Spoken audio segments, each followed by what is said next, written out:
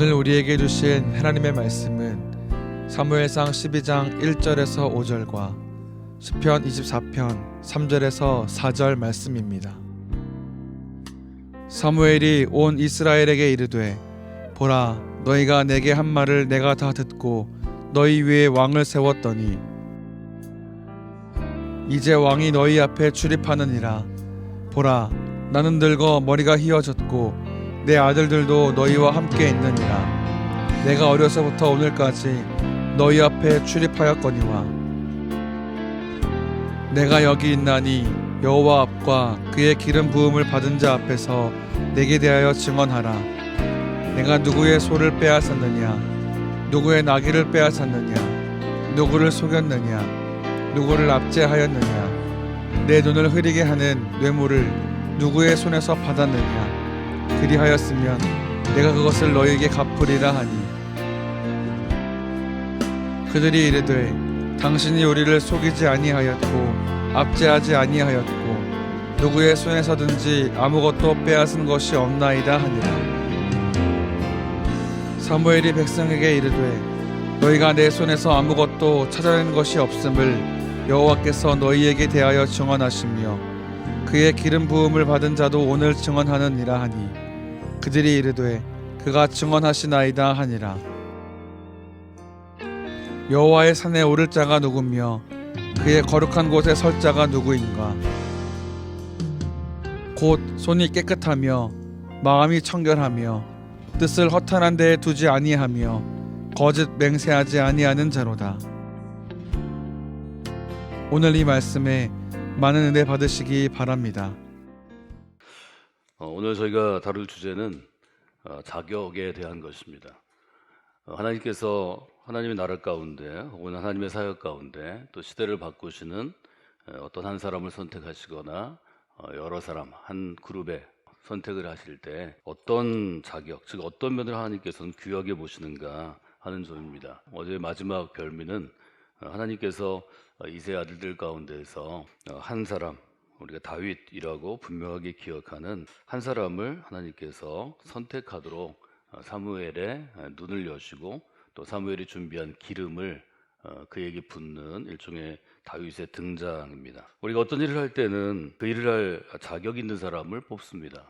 어제 서울에 있는 감리교 신학대학에서 2026년도에 감리교의 수련 목회자로 이제 사역할 수 있는 일종의 자격을 주는 선발 시험이 있었는데요.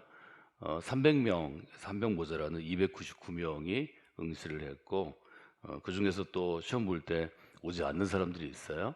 그래서 서류를 내고 다 했는데도 뭐 34명 정도가 오지 않아서 265명이 시험을 봤습니다. 여러 과목으로 성경도 보고 신학 분야도 이렇게 보는데 한 시간 보고 난 다음에 이제 시험을 치른 이제 수험생들이 뭐 젊은 이제 신학대학을 졸업한 젊은이로부터 좀 나이 지긋한 사람에 이르기까지 나와서 이제 오고 가고 로비에 있으면서 제가 계속 물어봤어요.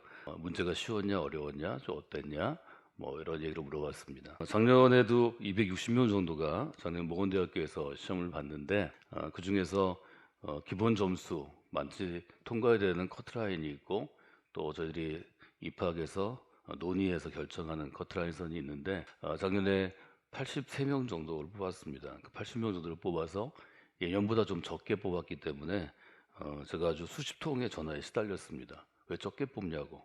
제가 뽑은 게 아니고 있는 점수를 가지고 저희가 결정하는데 그게 자격이죠.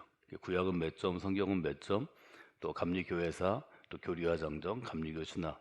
예전보다 과목을 아주 줄여서 보는데도 그 자격을 갖춘 사람을 골라내는 게 쉽지 않은 걸 보게 됩니다. 그래서 감리교회에서 앞으로 3년간 수련 목회자로 훈련을 받고 목사 안수를 받을 장래에 이제 목회자들을 고르는 것도 우리가 부과한 자격이 있고 그 자격에 맞추는 사람이 사실은 현저하게 부족하기 때문에 교회가 요청하는 젊은 목회자의 수보다 합격자가 너무 적은 거죠.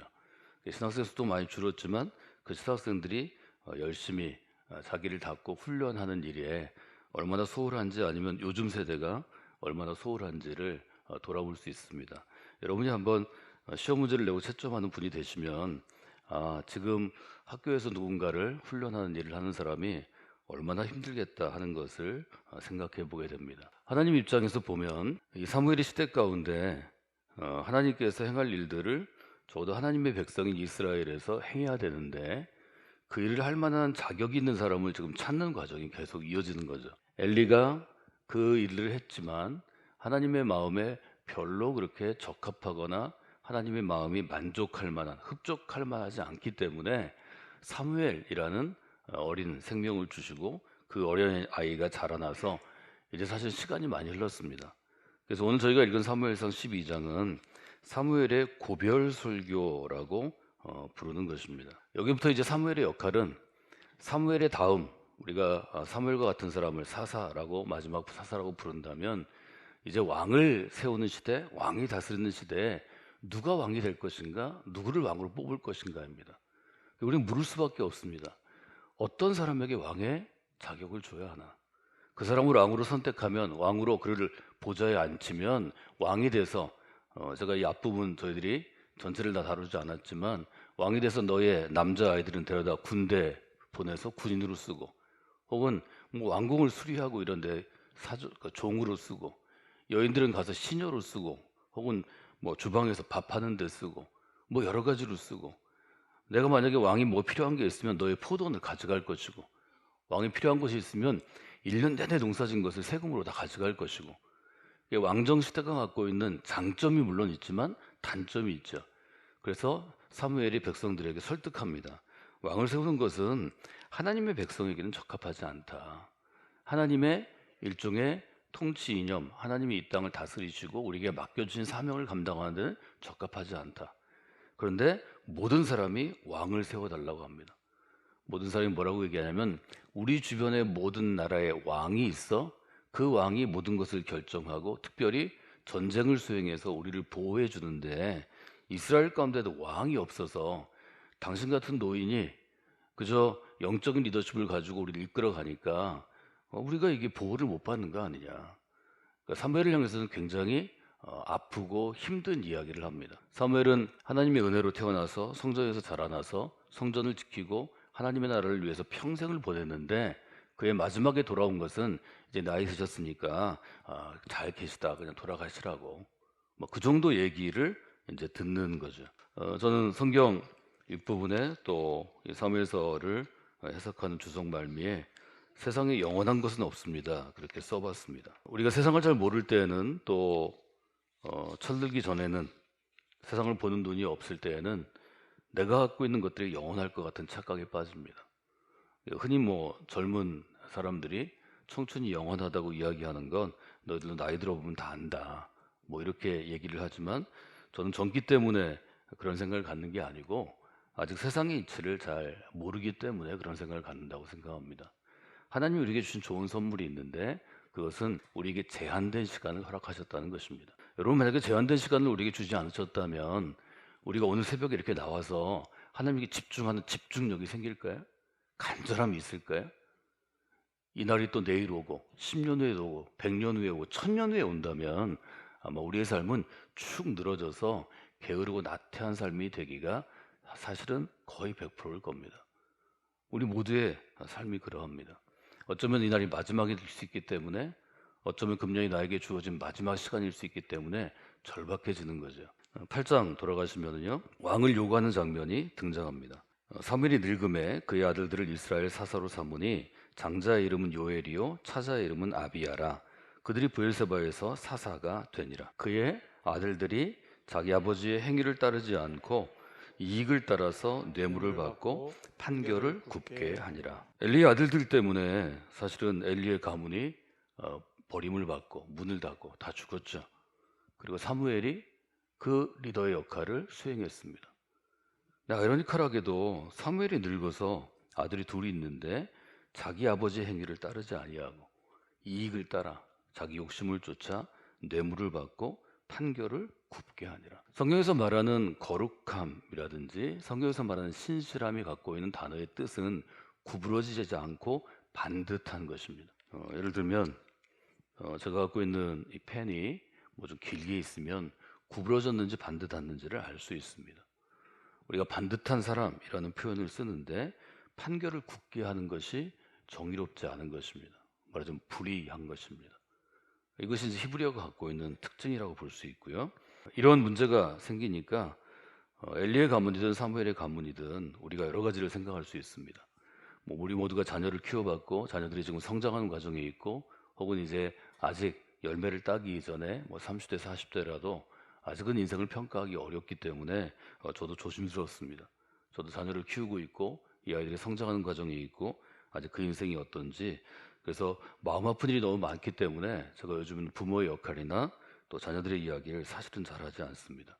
네, 사무엘에게도 똑같은 일이 있다는 걸 보게 됩니다. 하나님, 우리가 신실하게 살아가도 믿음 있게 살아가도 자녀의 인생은 자녀에게 맡기십니다. 우리가 흔히 쉽게 판단할 때 제가 젊은 설교자한테 경계하는데요. 부모가 똑바로 신앙생활을 하지 못해서 자녀가 이렇습니다. 그렇지 않습니다. 에스겔에 있는 것처럼 부모가 신 포도를 먹는다고 해서 아이가 입이 신 것이 아닙니다. 아이가 신 포도를 먹는다고 부모의 입이 신 것도 아닙니다. 독립적으로 성인이 되고 개체가 되면 그때는 그가 걸어갈 인생의 길을 그가 스스로 걸어가야 합니다. 하나님을 섬기라는 교훈이 중요한 것은 부모가 영향을 미칠 수 없을 때 하나님을 섬겨야 하나님의 지시하심을 받는 사람이 되기 때문입니다. 우리가 1월 1일 사무엘서를 붙잡으면서 첫날 우리가 고백한 것이 무엇인가 하면 누구를 섬기는 사람이 될 것인가 였습니다. 이 땅의 사람들은 100% 나를 섬기는 사람, 사람을 섬기는 사람이 됩니다. 그런데 나를 섬기는 사람으로 사람을 섬기는 사람으로 만든 우리가 하나님을 섬기는 사람이 되는 게 자연스럽게 될까요? 자연스럽게 되지 않습니다. 그 일은 자연스럽게 되지 않기 때문에 훈련도 받아야 하고 우리가 감동도 받아야 되고 결단도 해야 하고 도전도 받아야 합니다.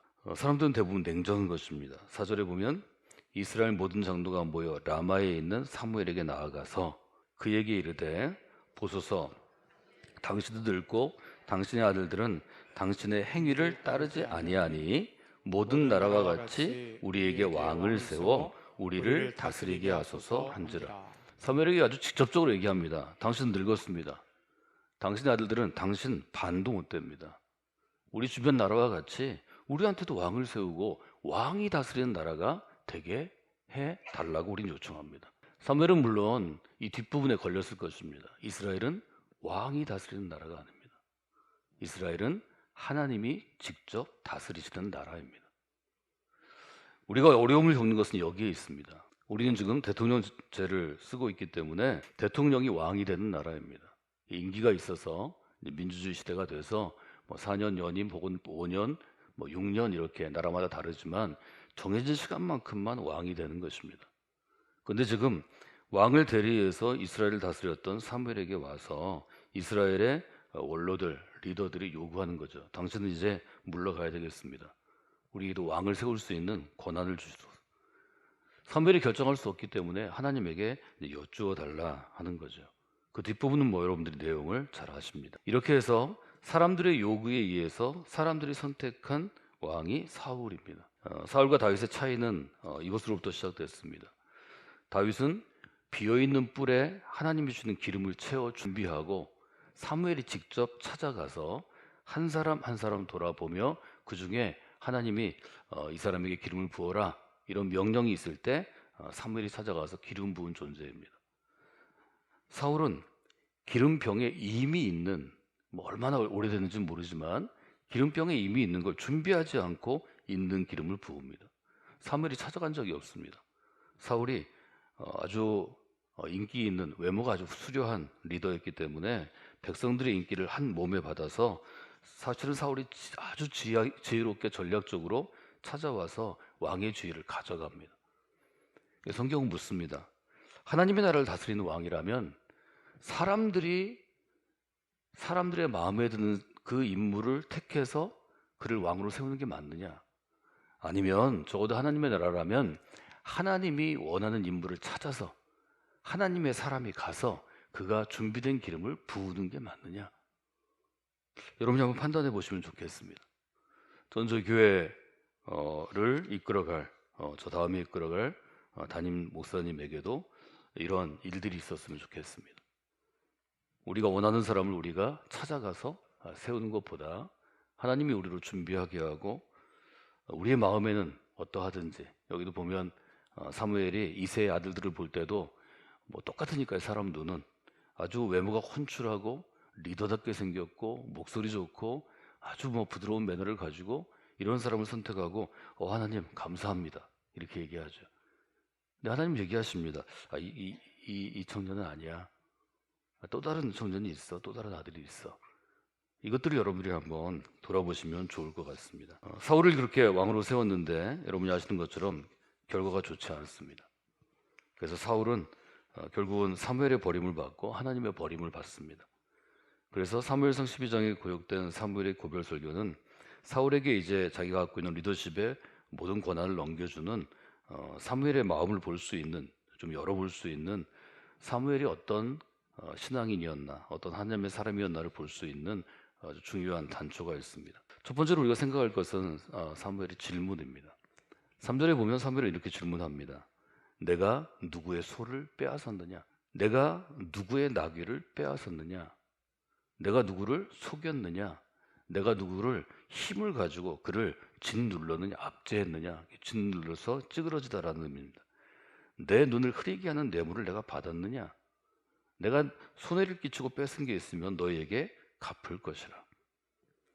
우리는 사무엘의 이 3절을 통해서 사무엘이 이제 그토록 사랑했던 이스라엘의 나라와 또 이스라엘 백성들, 그토록 아꼈던 자기와 함께 일했던 장로들이 와서 이제 늙고 쓸모없으니까 그만 사라져 주세요. 이 얘기를 들은 물론 분노가 있지만 분노보다 더한 것은 저는 자신감이라고 생각합니다. 한 사람이 평생을 살아오면서 다른 사람의 손은 뺏지 않아도 소에 달린 방울 정도는 뺏었을 것입니다. 누구의 나귀를 빼앗지 않아도 나귀에 있는 안장의 손을 댈 수는 있죠. 사무엘은 분명하게 얘기합니다. 처음에는 빼앗았느냐 이렇게 묻습니다. 내가 하나님이 내게 허락한 것이 아닌데 너에게 허락한 것을 내가 강제로 혹은 속여서 혹은 내가 그것들을 채트려서 빼앗았느냐 이렇게 묻습니다. 이 부분을 보면서 우리가 그리스도로 사는데 우리가 지켜야 될 것이 있는 것을 보게 됩니다. 현대 신학에서는 기독교 윤리의 분야로 1970년대부터 발전이 된 부분입니다. 우리는 빼앗는 사람들이 아닙니다. 그러나 세상의 경쟁이라는 것은 빼앗는 것을 부추기고 많이 빼앗으면 유능한 사람이 됩니다. 여기에 우리의 고민과 갈등이 있습니다. 사랑하는 여러분, 우리는 빼앗는 자가 아니고 우리는 누구를 억울하게 하는 자가 아니고 우리는 무엇을 받고 뇌물을 받고 누구에게 손해 끼치는 사람이 아닙니다. 우리는 돕는 자이고 나누는 자이고 세우는 자입니다. 올 한 해 동안 여러분의 삶 가운데 하나님께서 보실 때 그런 기쁜 일들이 있기를 원합니다. 성경은 그것을 선이라고 표현합니다.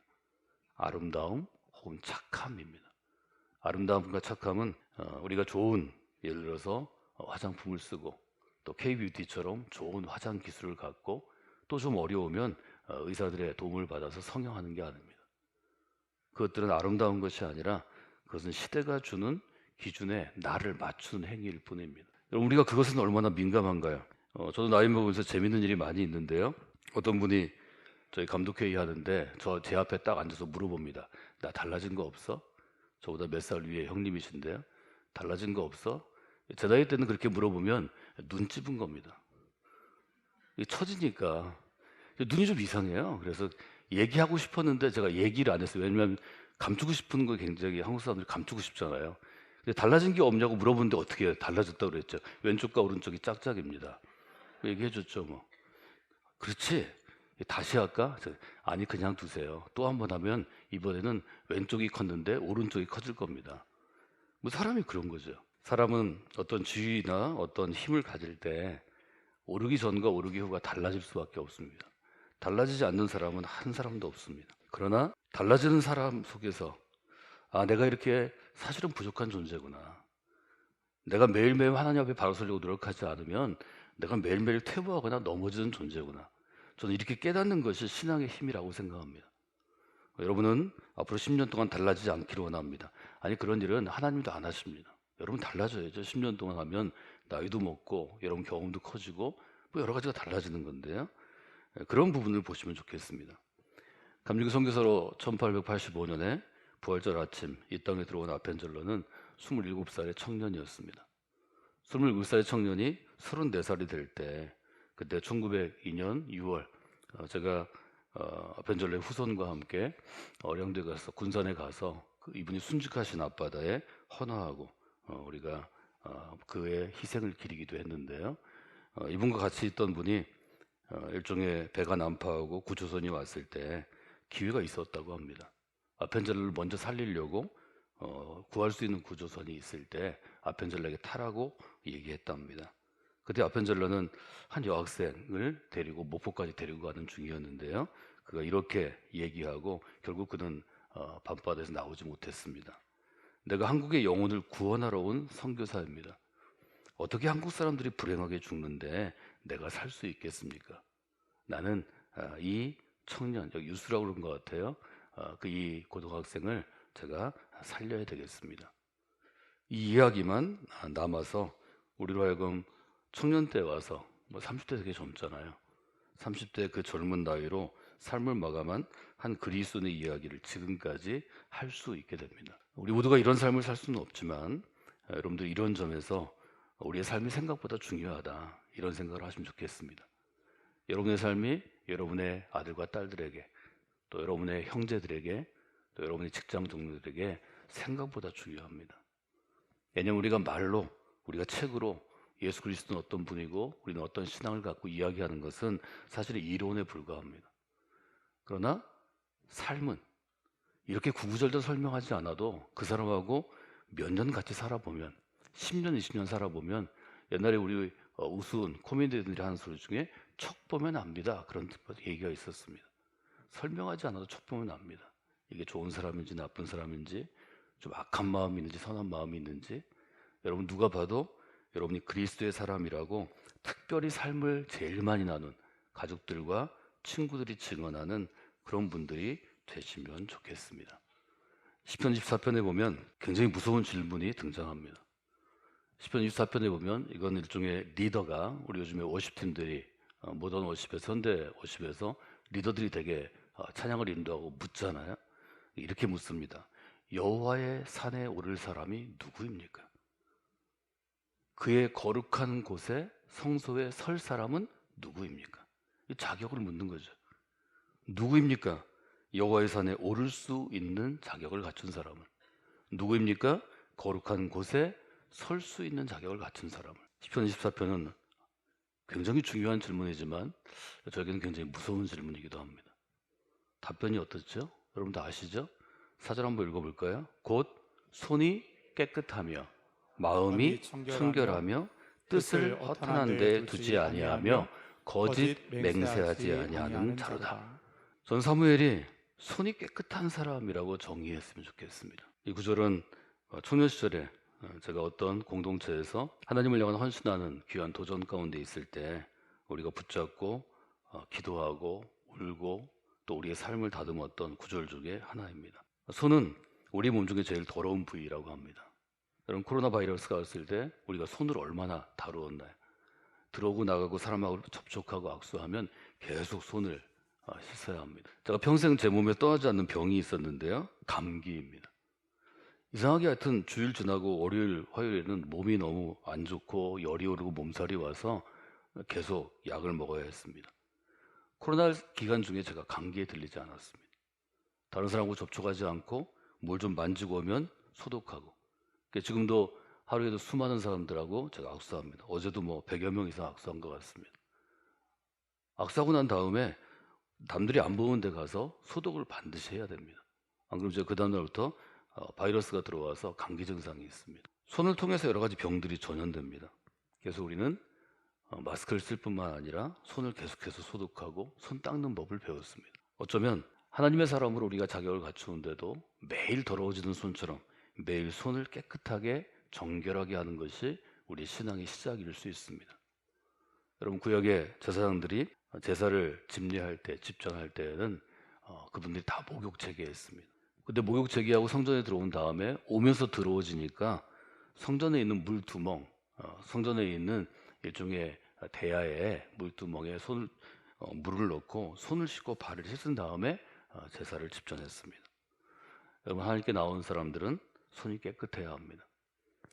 저도 이 성전에 대한 의미들을 구약에서 레위기에서 제 선생님 왕델 선생님하고 계속 하면서 새로 교회를 지으면 들어오는 모든 사람이 발은 좀 힘들어도 손은 씻게 오는 장치를 하면 좋겠다. 그래서 설계자한테 얘기했는데 설계자가 안 돼요 그러더라고요. 유지가 안 된답니다. 한번 해볼까요? 저희 사순절에 예배 들어올 때마다 손을 씻고 들어올까요? 여러분, 그런 상징적인 마음을 가지고 나아가시면 좋겠습니다. 바울은 혹은 신약은 이 부분을 발전시켜서 우리가 예배할 때만 손발을 씻는 게 아니고 손을 씻는 게 아니고 우리의 가정에서의 생활, 직장의 생활, 이웃에서의 생활도 손을 씻는 사람이 되었다고 도전합니다. 뇌물을 받는 것은 손을 더럽히는 것입니다.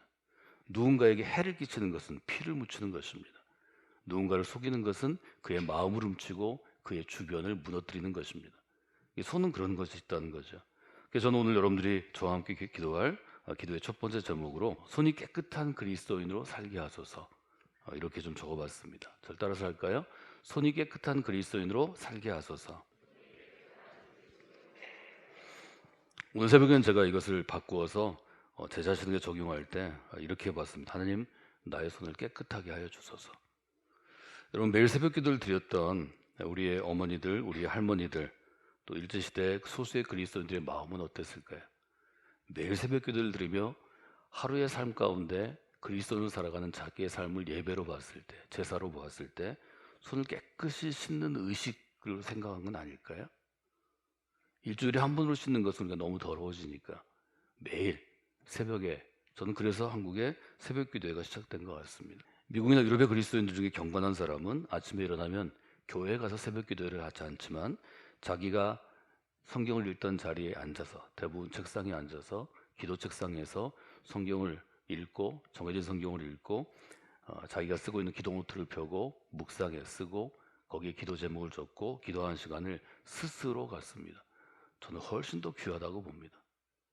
교회에서 나오세요, 또 오면 우리가 인사하고 또 중직이 되고 이렇게 체크해도 새벽을 지키는 게 어려운데 그렇게 살 수 있는 거죠. 여러분, 이 한 해 동안 여러분의 손을 매일 하나님이 우리에게 주시는 정결한 교훈과 하나님의 만져주심과 하나님의 마음으로 씻고 시작하시면 하나님께서 아마 사무엘의 마음을 좀 알 수 있도록 도와주시리라, 그렇게 생각합니다. 손이 깨끗한 그리스도로 살게 하소서. 여러분들이 마음으로 두시고 오늘도 새벽에 나올 때 우리의 손을 깨끗하게 하소서, 이런 마음으로 나아가시기를 주님의 이름으로 부탁을 드립니다. 두 번째로 생각하는 것은 마음이 청결하며입니다. 마음이 청결하면은 손이 깨끗하며와 이어지는 청결 혹은 정결이라는 주제로 우리가 볼 수 있을 것 같습니다. 아시는 것처럼 인간은 외면보다 내면이 더 중요합니다. 그러나 한국 사람들은 내면보다 외면이 훨씬 중요한 걸 너무 잘 아는 것 같습니다. 그게 또 지금의 시류 21세기와 맞아져서 저희는, 제가 어디 갔다 오면 저희 어머니에게 선물할 때 외국 브랜드가 찍힌 무슨 화장품을 사다 드리는 게 큰 기쁨이었는데, 지금은 외국인들이 와서 한국어로 쓰여있는 화장품을 정말 그냥 가방 한가득 사가지고 갑니다. 예수님께서는 아주 온유하신 분이지만 바리새인과 서기관들을 향해서는 화 있을진저라고 소리를 질러셨습니다. 독사의 자식들이라고 욕하신 적도 있습니다. 이 거룩한 분노를 표현하시는 거죠. 왜냐하면 바리새인과 서기관들이 신앙생활하는 모습이 너무 겉모습, 껍데기, 외면에 집중했기 때문입니다. 여러분, 껍데기에 집중하면 내면을 잃게 됩니다. 그것은 내면이 더러워지는 것입니다. 저희는 마음의 소중함에 대해서 무엇보다도 강조하는 믿음을 가지고 우리 교회는 마음에 대해서 마음을 깨끗하게 하자는 도전을 계속해서 했습니다. 사무엘서 16장 7절이 그러합니다. 6절에 보면 그들이 오매 사무엘이 엘리압을 보고 마음에 이르기를 여호와의 기름 부으실 자가 과연 주님 앞에 있도다 하였더니 여호와께서 사무엘에게 이르시되 그의 용모와 피를 보지 말라. 내가 이미 그를 버렸노라. 내가 보는 것은 사람과 같지 아니하니 사람은 외모를 보거니와 나 여호와는 중심을 보느니라 하시더라. 이때 중심이 마음입니다. 제가 거든 맥도날드의 책을 우리가 함께 읽으면서 한 것처럼 내면 세계입니다. 특별히 수도원적 영성을 가지고 교회 역사에서 중요한 역할, 교회를 좀 더 맑게 하고 깨끗하게 한 그리스도인들과 목회자들과 신학자들은 내면 세계의 중요성을 우리에게 언제나 강조했습니다. 예수님도 마찬가지입니다. 우리가 잘 아는 산상수훈, 심령이 가난한 사람, 마음이 가난한 사람, 마음이 온유한 사람, 마음으로 애통하는 사람, 의에 줄이고 목마른 사람, 다른 사람을 긍휼히 여길 수 있는 사람, 마음이 청결한 사람, 마음으로 화평을 불러일으키는 사람, 의를 위하여 핍박을 받는 사람. 이것은 모두 내면으로부터 오는 강력한 힘입니다. 여러분 한 해 동안 믿음으로 살아갈 때 여러분의 외면이 강해지고 아름다워지는 것보다 내면의 감흥이 먼저 있는 그런 그리스도인이 되시기를 주님의 이름으로 부탁을 드립니다. 마음이 청결해지면 하나님이 주는 복이 있습니다. 어떤 복이 있죠? 허탄한 것에 신경 쓰지 않게 됩니다. 마음이 강해지면, 내면이 강해지면, 마음의 중심이 강해지면, 영혼의 중심이 강해지면 사람들이 넘어지는 것, 뭐 어떤 것이든 우리의 마음을 미혹하고 우리를 넘어뜨리고 우리를 유혹에 빠지게 하는 허탄한 것에서 좀 더 강한 사람이 될 수 있습니다. 욕심을 잘라내려고 노력하면 잘라지지 않는 것이 욕심입니다. 욕심을 이길 수 있는 깨끗하고 청결한 마음과 믿음을 가지는 것이 욕심과 유혹에 맞서 싸우는 가장 좋은 방법입니다. 이것이 예레미야의 고백이고 이것이 예수 그리스도의 고백이고 바울 사도의 고백입니다. 기도 제목을 하나 더 저희가 나눈다면 이렇게 나눴으면 좋겠습니다. 마음이 청결한 그리스도인으로 살게 하소서. 저를 한번 따라서 고백할까요? 마음이 청결한 그리스도인으로 살게 하소서. 이 기도 제목도 내 자신에게 우리에게 바꿀 수 있습니다. 하나님 이 시간 나의 마음을 깨끗하게 하소서. 나의 마음을 깨끗하게 하소서. 나의 손을 깨끗하게 하소서. 이것이 이스라엘 사람들이 유대인들이 있던 제사의 아주 기본적인 임례 들어감의 방법입니다. 여러분들이 마음을 깨끗하게 하고 손을 깨끗하게 하는 한 해를 지남으로 말미암아 여러분의 삶 가운데 하나님께서 주시는 하나님을 섬기는 사람, 하나님을 경외하는 사람, 하나님을 중히 여기는 사람, 무겁게 여기는 사람에게 주시는 귀한 은총이 있기를 주님의 이름으로 축원해 드립니다.